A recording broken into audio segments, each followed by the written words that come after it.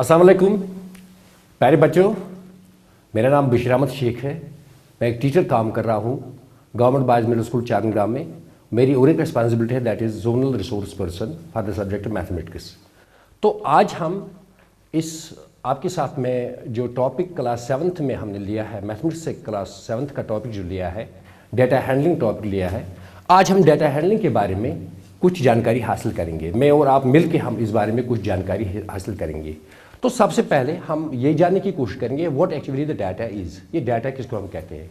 बच्चों, आपने देखा होगा, टीवी पे देखा होगा या और कहीं न्यूज़पेपर्स में आपने देखा होगा कि क्रिकेट मैच की जो स्टोरी होती है या किसी प्लेयर ने कितने रन्स बनाए हैं, एक सीरीज़ ऑफ मैच में कितने रन्स बनाए हैं, तो वो जो हमारे पास एक इन्फॉर्मेशन होती है उसको हम डाटा कहते हैं। या इसी तरीके से अगर आप जानना चाहेंगे आपके जो हमसाए हैं, हमसाए 10 नेबर्स हैं, उनमें किस घर में कितने कितने बच्चे होते हैं, तो वो इन्फॉर्मेशन अगर हम कहीं पे लिखेंगे तो वो हमारे पास एक सूरत में डेटा हासिल होगा। या इसी तरीके से अगर हम चाहेंगे तो हमारे पास बहुत सारे डेटा आ सकते हैं। जैसे अगर आप यहीं पे आप अपने स्कूल में जो अपने क्लास में आपके पास बच्चे पढ़ते हैं, तो आप उनसे कहेंगे कि उनके घर में कितने कितने लोग रहते हैं, तो वो भी एक किस्म का आपके पास डाटा आएगा। तो सबसे पहले हम क्या जानने की कोशिश करेंगे, डाटा कलेक्शन। हम डाटा कैसे कलेक्ट करते हैं। फॉर एग्जांपल मैं आपसे पूछ रहा हूँ, ये जो हमारे क्लास के बच्चे हैं जो आप जो पढ़ते हो, आप क्लास में हमारे पढ़ते हैं, अगर मैं आपसे पूछूं कि आप मुझे बताइए आपके घर में कितने लोग रहते हैं। फॉर एग्जांपल किसी बच्चे ने कहा कि मेरे घर में सर, हमारे घर में, तो यहाँ पे लिखूंगा मैं फैमिली 1, हमारे घर में 10 लोग रहते हैं। तो यहाँ पर हम फैमिली 2 रिप्रेजेंट करेंगे ऐसे। तो उसने कहा सपोज मेरे घर में 8 बच्चे रहते हैं, 8 लोग रहते हैं। तो इसी तरीके से अगर तीसरा बच्चा कह रहा है कि उनके घर में 5 लोग रहते हैं, तो यहाँ पर हम क्या लिखेंगे, जो तीसरी फैमिली जो है उनके घर में 5 बच्चे हैं। तो इसी तरीके से अगर हम और आगे जाएंगे, बाकी इंफॉर्मेशन लाएंगे, जैसे कोई यहाँ पे चौथा जो बच्चा होगा उससे जब हम पूछेंगे, अगर उसने जवाब दिया उसके घर में 12 लोग रहते हैं, तो इस तरीके से यहाँ पर जो इंफॉर्मेशन हमने कलेक्ट की है इसको हम कहते हैं डाटा। तो this is the way how we can collect the data. तो इसी तरीके से अगर आप देख लेंगे किसी क्रिकेट स्कोरर का, आप किसी क्रिकेट प्लेयर का आप ले सकते हैं। तो क्रिकेट प्लेयर जो होगा उसने मैच में जो उसने मैच खेले हैं, तो उसने उसमें किस मैच में कितने रन्स किए हैं, तो वो भी एक आपके पास एक किस्म का एक रिकॉर्ड आएगा। तो जैसे फॉर एग्जांपल यहाँ पे हम कहते हैं, यहाँ पर हम लिखेंगे प्लेयर 1, हम नाम नहीं लेते किसी का, प्लेयर 1 यहाँ पे लिखिए। तो प्लेयर 1 एक सीरीज ऑफ मैचेस चली है जिसमें उसने परफॉर्म किया है। तो उसने पहले मैच में जो उसने किया है, सो फर्स्ट मैच, यहाँ पे जो फर्स्ट मैच उसने प्ले किया है उसमें उसने 50 रन्स बनाए हैं, स्कोर किए। तो इसी तरीके से अगर सेकंड मैच की बात हम करें, सेकंड मैच में देखेंगे तो सेकंड मैच में उसने 40 रन्स ही बनाए हैं।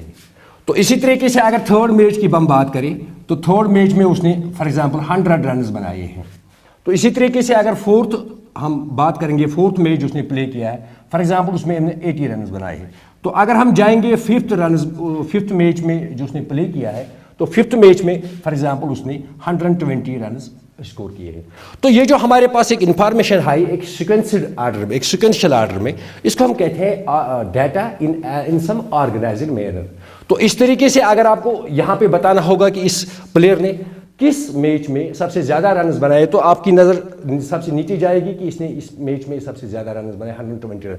तो सबसे कम रन्स किस मैच में उसने बनाए हैं, तो वो आपको पता चलेगा कि सेकंड मैच में। तो this is the way how we are collecting the data from the ground. तो अब चूंकि अगर आपके पास डाटा है, बहुत सारी चीज़ें आपके पास हैं, तो अब आपसे कोई सपोज कोई आपसे पूछ रहा है, कोई आपका फ्रेंड है जो बाहर रहता है, किसी अमेरिका में या और किसी कंट्री में रहता है, वो आपसे पूछ रहा है आप मुझे बताइए कि आपके वहाँ कितने बच्चे होते हैं हर किसी घर में। वो आपसे सिर्फ एक घर की इंफॉर्मेशन नहीं पूछता है कि आपके घर में कितने लोग रहते हैं या आपके हमसाए के घर में कितने बच्चे रहते हैं।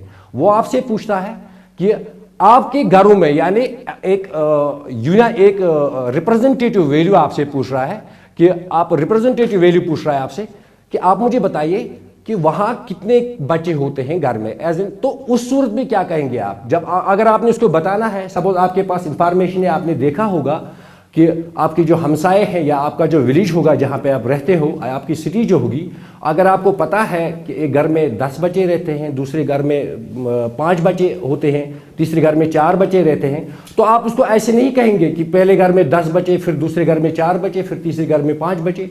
तो उस सूरत में आप क्या करोगे, आपने कोई इसको एक वैल्यू बताना होगा उसको, जिससे उसको खुद ही पता चले कि वहाँ पे कितनी जो average number of childrens in every family, so what are that.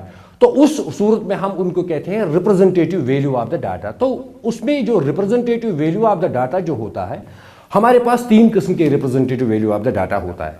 तो सबसे पहला जो होता है रिप्रेजेंटेटिव वैल्यू होता है, उसको हम कहते हैं मीन। उस चीज़ को हम कहते हैं मीन, या उसको हम दूसरे अल्फाज में एवरेज भी कहते हैं। तो मीन क्या होता है, मीन होता है अगर हमारे पास 10 फैमिलीज़ में, सपोज एक फैमिली में 2 बच्चे, 3 बच्चे, ऐसे 4 बच्चे, फिर 5 बच्चे, ऐसे, तो 10वीं फैमिली में कुछ 2 बच्चे हैं, तो 10वीं फैमिली में तो इस तरीके से हम इनको इकट्ठा करके इनको जोड़ते हैं, फिर हम डिवाइड करते हैं इनको 10 में, हम डिवाइड से करते हैं। तो 10 में डिवाइड करने से जो हमारे पास नंबर आता है, उससे हमें पता चलता है जो हमारे पास एवरेज नंबर ऑफ, यानी जो मीन नंबर ऑफ स्टूडेंट्स पर फैमिली है, तो वो हमें पता चलता है। फॉर एग्जाम्पल यहाँ पे मैं एक एग्जाम्पल ले रहा हूँ जिससे आपको अच्छी तरह से ये क्लियर हो जाएगा।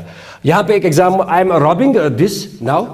फॉर एग्जाम्पल आपने एक सर्वे की है, आपने 10 फैमिलीज की सर्वे की है, जहाँ से आपको ये पता चला है कि किस घर में कितने बच्चे रहते हैं। फॉर एग्जाम्पल यहाँ पे आपने सर्वे किया, तो पहले फैमिली में आपने ऑब्जर्व किया 2 students are living there, 2 children are living there. इसी तरीके से 3, दूसरी फैमिली में 3, इसी तरीके से 4 यहाँ पे रहते हैं, फिर भी 2 रहते हैं। चौथी फैमिली जो आप 5वीं में आप आए तो 5 रहते हैं वहाँ पे, 6ठी में आप आए तो वहाँ पे 2 रहते हैं। तो इसी तरीके से 7वीं फैमिली में आए आप तो वहाँ पे 3 रहते हैं। इसी तरीके से जब 8वीं फैमिली में आप गए तो वहाँ पे 2 रहते हैं। 9वीं फैमिली में आप गए तो वहाँ पे कोई बच्चा नहीं था। तो 10वीं फैमिली में आप गए तो वहाँ पे 2 बच्चे थे। तो ये आपके पास इंफॉर्मेशन थी। जब आपसे ये आपका फ्रेंड पूछ रहा है कि मुझे बताइए कि वहाँ घरों में कितने बच्चे होते हैं, तो उस सूरत में आप इसको ऐसा नहीं कह सकते हैं जैसे 2 है वहाँ पे एक फैमिली में, या एक फैमिली में 2 है, या एक फैमिली में 3 है, या एक फैमिली में 4 है। तो ऐसे आप इसको नहीं बता सकते हैं। तो वहाँ पे क्या करना, आपने एक वैल्यू देना है जो सूट करेगा, हर किसी घर के लिए सूट करेगा। तो क्या करेंगे, हम इनको ऐड करेंगे। पहले एक तरीका हमारे पास है, हम इनको ऐड करेंगे, या और एक तरीका हमारे पास है, यहां पे हम पहले इनको ऐड करने जा रहे हैं। जैसे 2 + 3 + 4 + 2 + 5 + 2 + 3 + 2 + 0 + 2। जब हम इनको ऐड करेंगे, it is 2 2 4 3 7 9 14 16 20 23 25। So these are 25. Total number of children in 10 films are 25.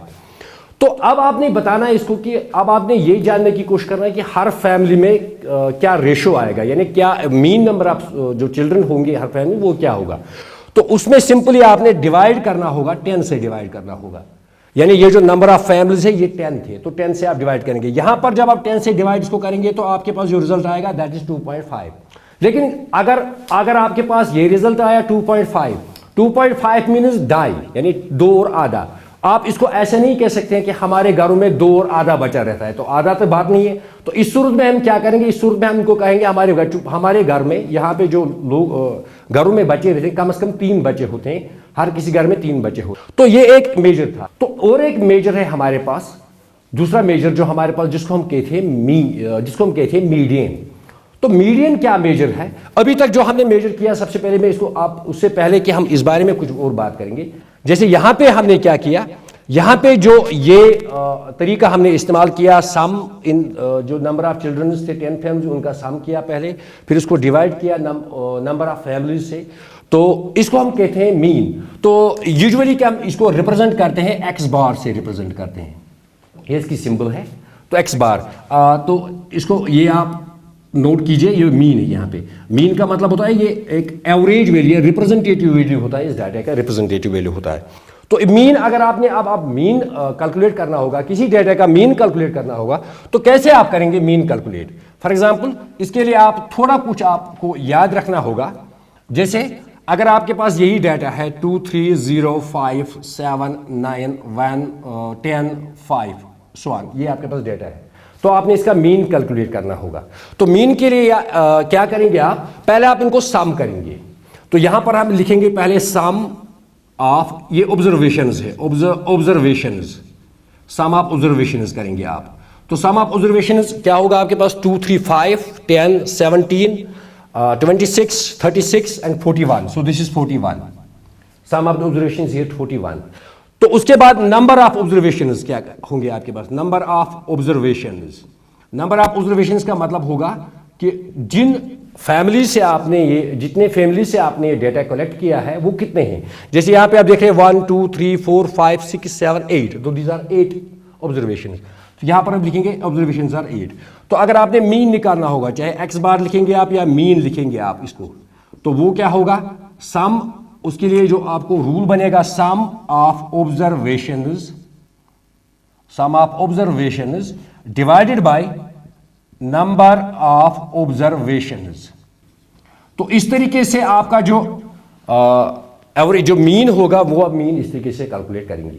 तो अब हम चलते हैं दूसरे एक मेजर की ओर, क्योंकि कभी पर जैसे आपने यहां पे देखा, यहां पे 2.5 स्टूडेंट्स, एवरेज आपका आया 2.5 स्टूडेंट्स। तो इस सूरत में 2.5 हम नहीं कह सकते, फिर भी हमने कहा कि हम इनको कहेंगे 3।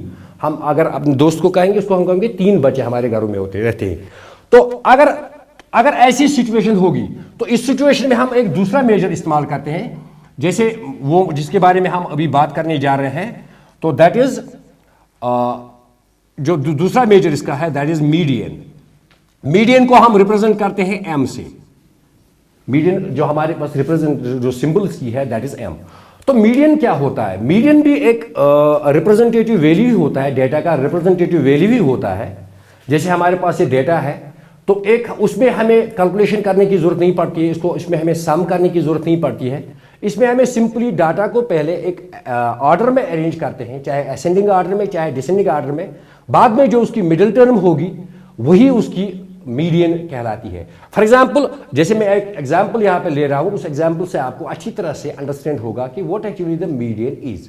फॉर एग्जाम्पल यही बात हम कर रहे हैं, जैसे अभी हम जो बात कर रहे थे कि 2 बच्चे एक घर में थे या 3 बच्चे दूसरे घर में हैं, तीसरे घर में 0, ऐसे 5, ऐसे 6, ऐसे 2, ऐसे 4, ऐसे 5, ऐसे 3 और ऐसे ही हमारे पास 7 बच्चे। So these are some observations from some families कि नंबर ऑफ चिल्ड्रन कितने बच्चों में, या नंबर ऑफ फैमिली मेंबर्स भी आप कह सकते हैं। तो अगर हमने इसका रिप्रेजेंटेटिव वैल्यू बताना है, रिप्रेजेंटेटिव वैल्यू का मतलब है कि हमने बताना है कि यहाँ पे अगर हम इसको कंसिडर कर रहे हैं, these are the family members in number of in different families. तो अगर आपने ये चीज बतानी है कि हमारे घरों में यहाँ कितने लोग रहते हैं, कितने लोग रहते हैं, तो उस वक्त में हम क्या करेंगे, यहाँ पे ये जो डेटा हमारे पास है इसको एक अरेंज करेंगे हम पहले, आइदर इन असेंडिंग ऑर्डर और इन डिसेंडिंग ऑर्डर, यानी बढ़ती तरतीब में या घटती हुई तरतीब में। चलो हम इसको असेंडिंग ऑर्डर में तरतीब करेंगे सबसे पहले। तो सबसे पहले हमने छोटा ढूंढना होगा, जो इसमें छोटा नंबर है सबसे, वो है 0। तो सबसे पहले हम 0 लिखेंगे। तो 0 के बाद ये हो गया, इसको आप टिक करेंगे क्योंकि आप इसकी परेशानी है। अब इसके बाद जो दूसरा नंबर होगा 1 तो कहीं नहीं है, तो इसके बाद 2 है, 2 यहां पर भी है, 2 यहां पर भी है। तो इसके बाद आप लिखेंगे 2 बार, ये 2 भी हो गए। उसके बाद जो तीसरा नेक्स्ट हायर वैल्यू जो होगा दैट इज 3 यहां पे 2 बार था, 3 ये भी 3 यहां पे, इसलिए 2 बार हम यहां पे लिखेंगे। जो नेक्स्ट वैल्यू होगा इसके बाद दैट इज 4, तो 4 एक ही बार है, यहां पर 4 एक बार, इसलिए मैं कह रहा हूं जो आप चूज करेंगे यहां पे उस पर टिक मारिए, ताकि अगर कोई रह भी जाएगा वो आपको पता चलेगा कोई रह चुका है, तो बाद में आप खुद इसको एडिट कर सकते हैं। तो यहां पर 4 एक ही बार था, तो हमने इसको नोट किया है।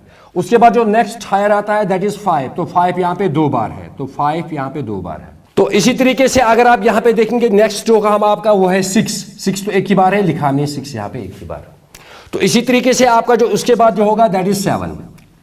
तो इस तरीके से हमने डाटा को किसमें, असेंडिंग ऑर्डर में अरेंज किया है। डाटा को हमने असेंडिंग ऑर्डर में अरेंज किया है।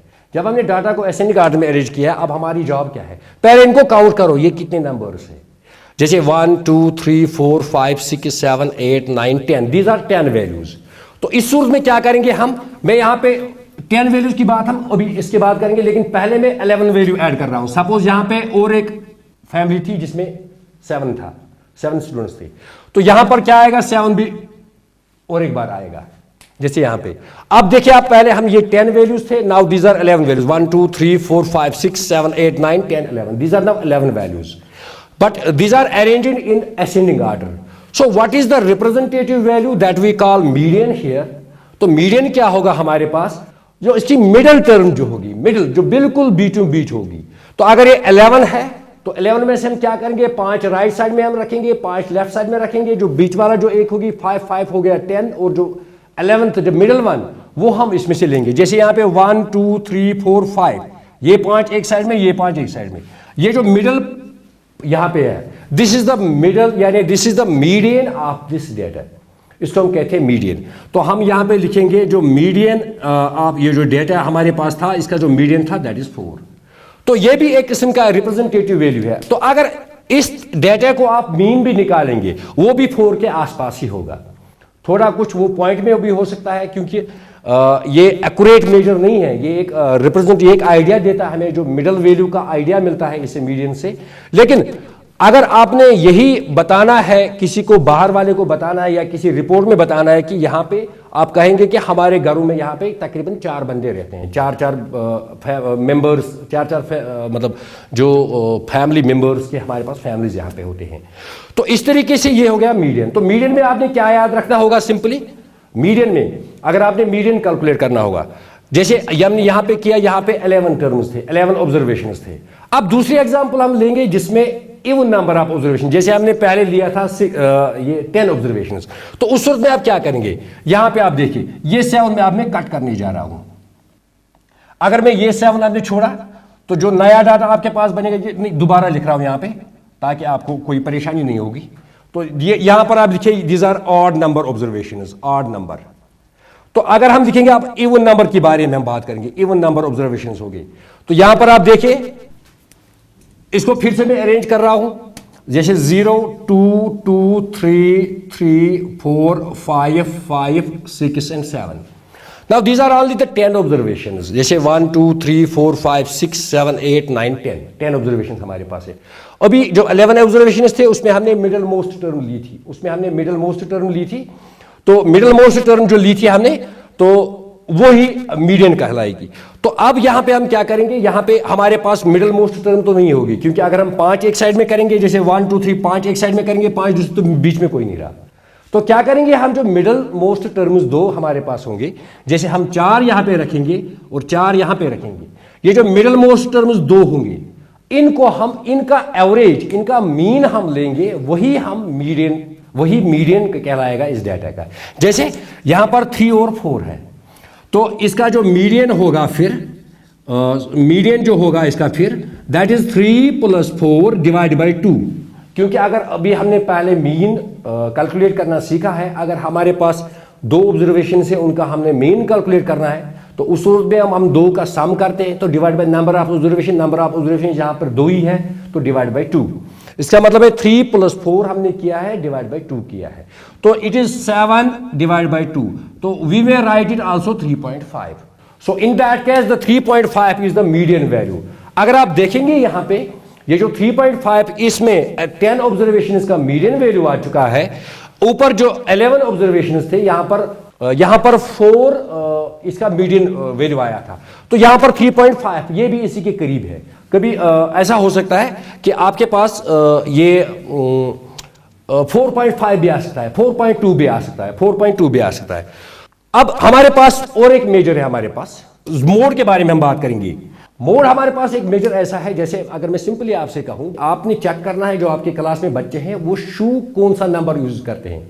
फॉर एग्जाम्पल, किसी ने 2 नंबर का इस्तेमाल किया, किसी ने 3 नंबर का इस्तेमाल किया, किसी ने 4 नंबर का. तो मैक्सिमम जो एक क्लास में बच्चे होते हैं, उनका साइज तकरीबन सेम ही रहता है. तो इस सूरत में उस क्लास का, अगर आपके पास ऐसी इंफॉर्मेशन आएगी, फॉर एग्जांपल 2 नंबर इस्तेमाल करता है, 3 number, 2 number, 2 number, 4 number, 3 number, 2 number, तो ये आपके पास है, these are the shoe sizes.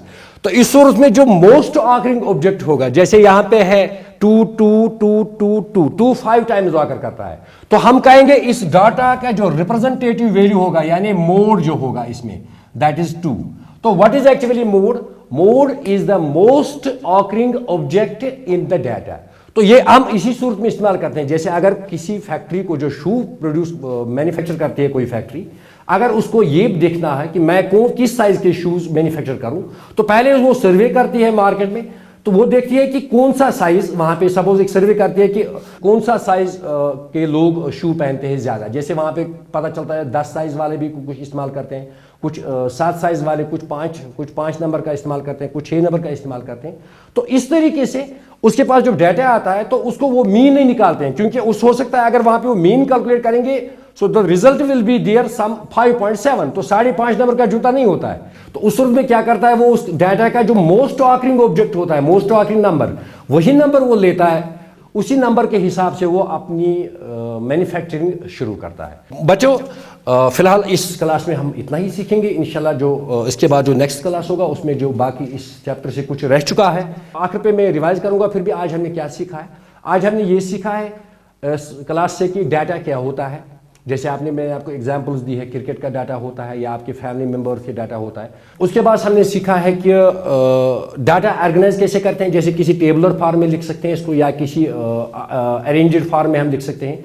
उसके बाद हमने सोचा था रिप्रेजेंटेटिव वैल्यू, यानी रिप्रेजेंटेटिव वैल्यू मीन्स इस डाटा का क्या वैल्यू होता है। जैसे हमने उसमें 3 रिप्रेजेंटेटिव वैल्यू, जैसे मीन के बारे में हमने जानकारी हासिल की, मीडियन के बारे में हमने जानकारी हासिल की, और मोड के बारे में हमने जानकारी आज हासिल की है। तो इसके बाद जो कुछ रह चुका होगा वो इंशाल्लाह हम दूसरी क्लास में करेंगे।